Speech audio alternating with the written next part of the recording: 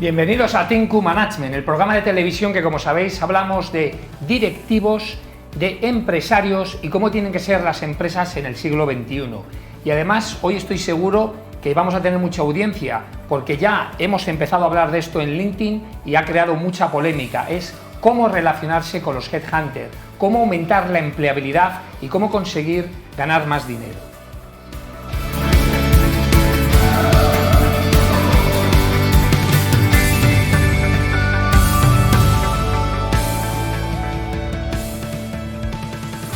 Y para esto no estoy solo, he traído a dos personas que son relevantes en el sector. Lioba del Castillo, que es abogada y especialista en recursos humanos, una headhunter muy conocida, sobre todo en el mundo legal, y a Gemma Revilla, directora de una empresa de formación profesional, que no os va a dejar indiferentes seguro.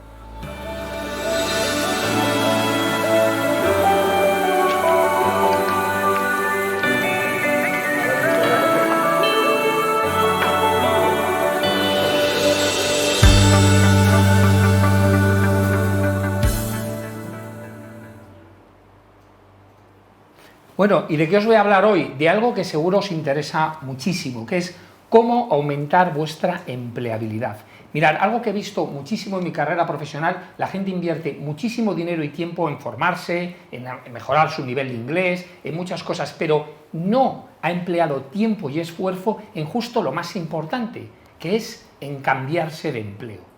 El cambiarse de empleo significa aumentar normalmente y mejorar la carrera profesional, y además pensar que toda tu carrera profesional, todo lo que has hecho, todo tu esfuerzo va a depender de 20 segundos, que es el tiempo que van a dedicar a leer tu currículum, y del primer minuto, y a ver, explicaremos por qué, de la primera entrevista. Con lo cual, te juegas toda tu carrera profesional en dos momentos, y la gente no invierte en eso. O sea, la gente ha invertido en formación, ha invertido en otras cosas, pero no se da cuenta que toda tu carrera profesional, que es muy importante, puesto que la mayoría del tiempo de tu vida te lo dedicas a trabajar, no pierde el tiempo y no lo invierte en invertir en la propia carrera profesional. ¿Qué grandes tips os voy a quedar? Bueno, el primero, que aunque os voy a dar consejos generales, lo primero es que os digo que contratéis a un profesional que os ayude, porque aunque esto que os voy a contar es general, siempre hay que adaptarlo para cada caso. No tiene nada que ver lo mismo aumentar la empleabilidad de un director general, que de un ingeniero, que de un abogado, de cada cosa, es absolutamente particular. Por lo tanto, aunque lo que voy a contar son generalidades, siempre hay que particularizar. ¿Vale? Lo primero, el currículum. El grave error que cometéis. El currículum es un elemento de criba, no de venta. Me explico. El objetivo de un currículum no es que te contraten, no es que te conozcan, no es demostrar lo mucho que valen, es conseguir llegar a una entrevista. Por lo tanto, tiene que estar escrito para pasar una criba curricular, no una selección. La selección viene en la entrevista.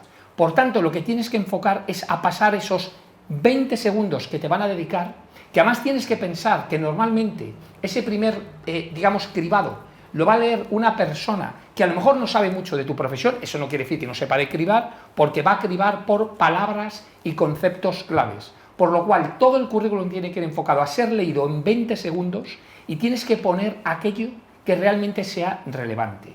Ya pongo un primer tip, por ejemplo, algo mucha gente que dice, los soft skills son importantísimos. Hombre, fundamental a la hora de seleccionar, pero no en un currículum. En un currículum no te van a seleccionar porque pongas open mind, porque pongas íntegra o porque pongas team worker. No por eso. Te van a seleccionar por tu titulación o por tus capacidades o porque demuestres que has ocupado un cargo parecido. O sea, es decir, hay que enfocar el currículum a la criba. Segundo consejo. Mucha gente me pregunta si es bueno poner foto o no poner foto. Yo siempre le digo, esto es muy sencillo. Primero, tu foto aparece en LinkedIn. Y segundo, si estuvierais del otro lado recibiendo tantos currículums como se reciben en cualquier proceso de selección, os dais cuenta que la foto siempre ayuda a las personas que están detrás en el proceso.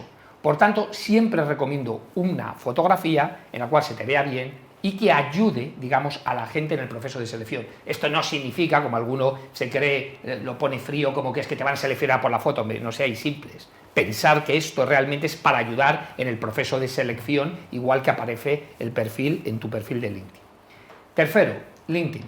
El grave problema o el grave error que cometéis es que LinkedIn, igual penséis que es una réplica del currículum online. No.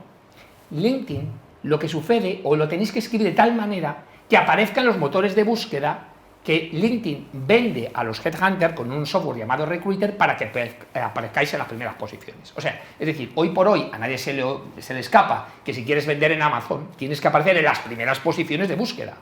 Por lo tanto, cuando nosotros, imagínate que estamos buscando un director financiero para Madrid, ya os digo, cuando buscamos director financiero y pones Madrid, normalmente suelen aparecer entre 10.000 y 15.000 candidatos.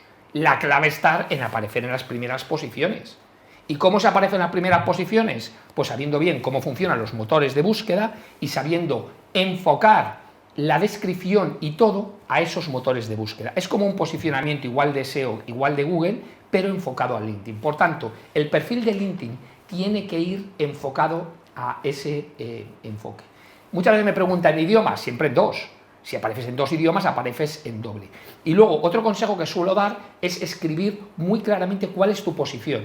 O sea, es decir, por lo primero que buscamos es por la posición. Director financiero, director de operaciones, abogado, arquitecto, médico. O sea, es decir, ¿cuál es tu profesión? Y la gente eso se le olvida. O sea, escribe mucho sobre lo que hace, pero no pone cuál es su título, con lo cual no va a aparecer en los motores de búsqueda. Y finalmente, el mercado oculto. Hombre, por supuesto, el networking hay que trabajarlo, y es algo que tenéis que trabajar toda la vida. Pero hay un falso mito, y luego ahora lo hablaremos, sobre el gran mercado oculto, ¿no? No, sí, las ofertas ni se publican, todo esto va de amigos. Hombre, no, vamos a ver. Cuando una empresa busca una posición, que es algo importante, paga a una buena empresa, o bien lo utiliza interno, para buscar al mejor dentro de un mercado. Y evidentemente en esa lista de gente que se presenta, es verdad que hay veces que presentas a gente que conoces o que conoce la propia empresa, pero la mayoría de las personas se buscan en el mercado real. Yo, mi experiencia profesional es que, os diría, el 90-95% de toda la gente que he presentado a un proceso final no la conocía anteriormente, y fijaros si yo conozco a gente, y no la conocía.